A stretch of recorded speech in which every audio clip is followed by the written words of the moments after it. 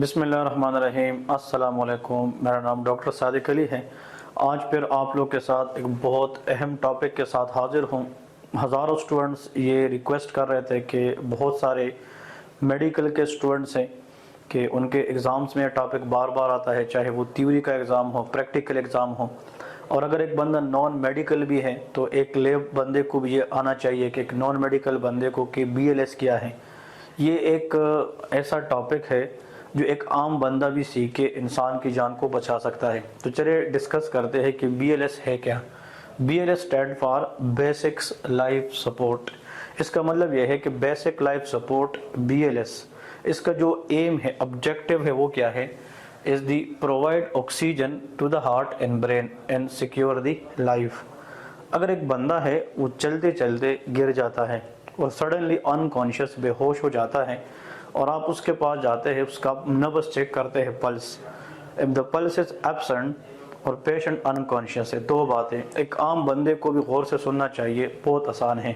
اگر ایک بندہ چلتے چلتے سڈنلی وہ گر گیا، اچانک وہ بے ہوش ہو گیا اور ساتھ میں اس کی پلس آپ کو فیل نہیں ہو رہی، تو آپ سمجھ جائیے کہ وہ ایک کارڈیک اریسٹ میں ہے۔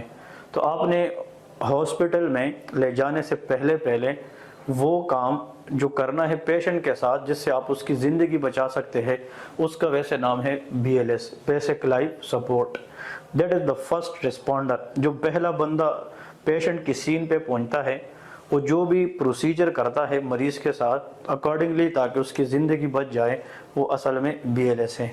تو سب سے پہلے آپ لوگ کو میں ایک کہانی کے ذریعے سمجھاتا ہوں کہ ایک بندہ ہے، وہ اچانک گر گیا، بے ہوش ہو گیا، اس کا پلس ایبسنٹ ہے اور آپ کا ایک یار وہ کارڈیک اریسٹ میں ہے۔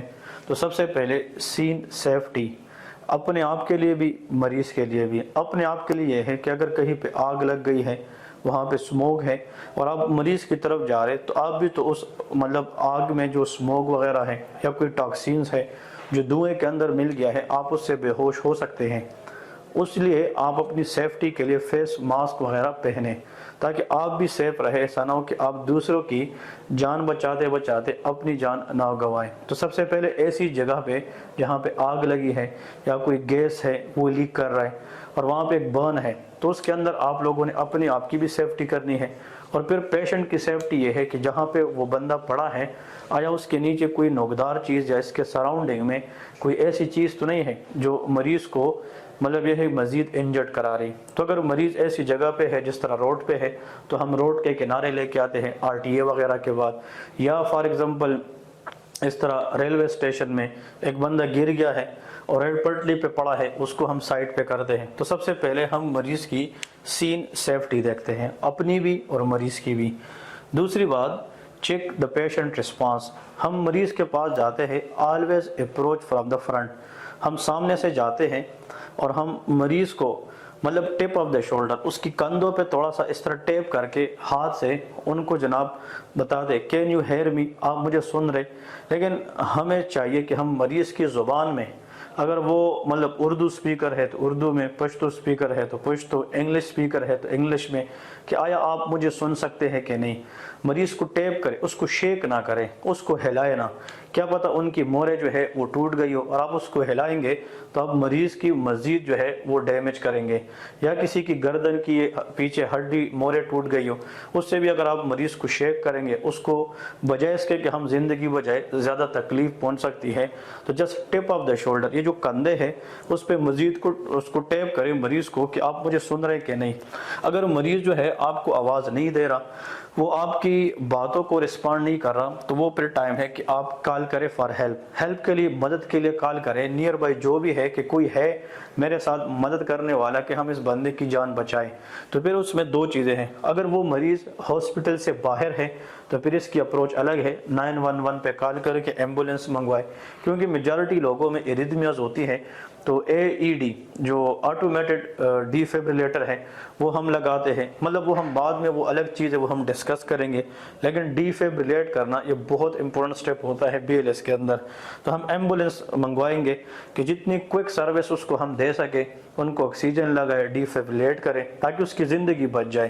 اور دوسری بات، اگر ایک مریض ہے وہ اسپتال کے اندر ہی بے ہوش ہوا ہے اور اس کا پلس نہیں آ رہا، تو پھر ہم کیا کریں گے، ERS इमरजेंसी रैपिड सर्विस। जो इमरजेंसी रैपिड सर्विस है या इसको इमरजेंसी रिस्पांस सर्विस भी कहते हैं, या हम इमरजेंसी मेडिकल रिस्पांस। तो मतलब कोई भी ऐसा टीम होता है हॉस्पिटल के अंदर जो इमरजेंसी के अंदर वो रिस्पांस देता है, तो हम टीम को बुलाएंगे, क्योंकि हम हॉस्पिटल में है, नो नीड ऑफ एम्बुलेंस।